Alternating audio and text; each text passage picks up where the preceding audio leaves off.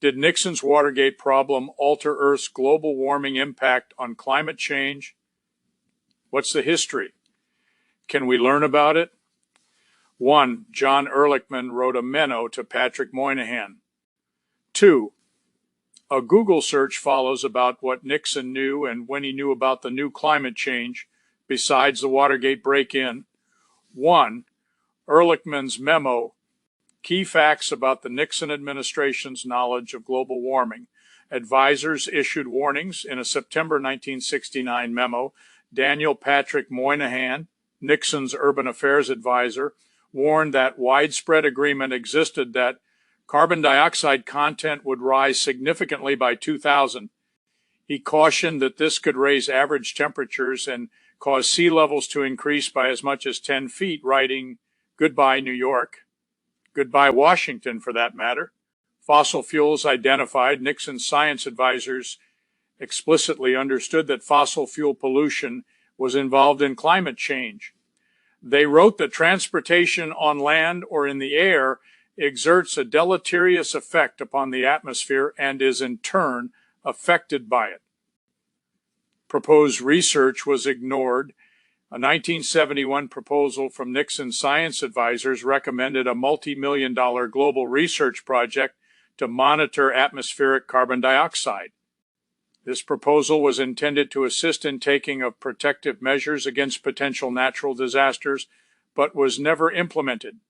Kissinger warned the UN. In 1974, Secretary of State Henry Kissinger urged world leaders at the UN General Assembly to urgently investigate the problem of climatic changes, noting the risk to the world's poorest nations.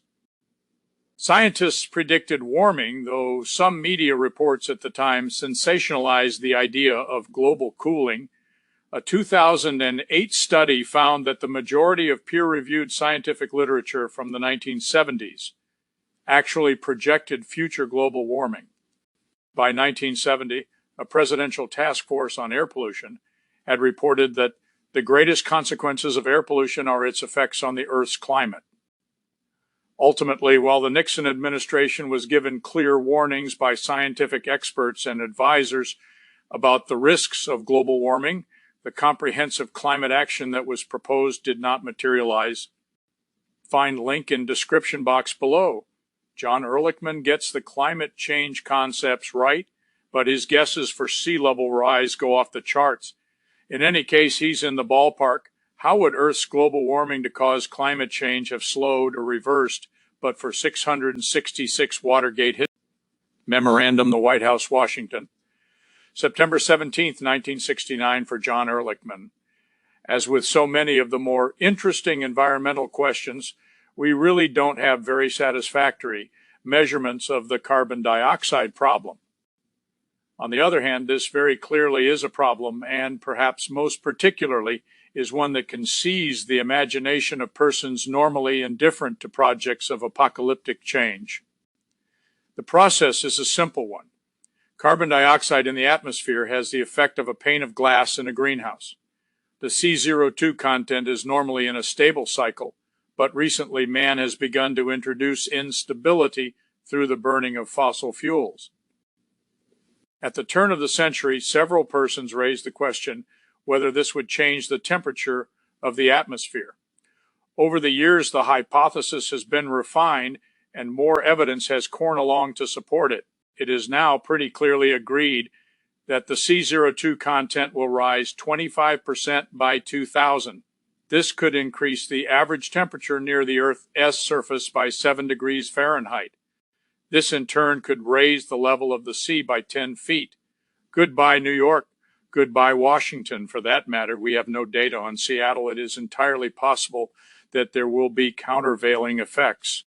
For example, an increase of dust in the atmosphere would tend to lower temperatures and might offset the C02 effect. Similarly, it is possible to conceive fairly mammoth man-made efforts to countervail the C02 rise. In any event, I would think this is a subject that the administration ought to get involved with. It is a natural for NATO. Perhaps the first order of business is to begin a worldwide monitoring system. At present, I believe only the United States is doing any serious monitoring, and we have only 1 or 2 stations.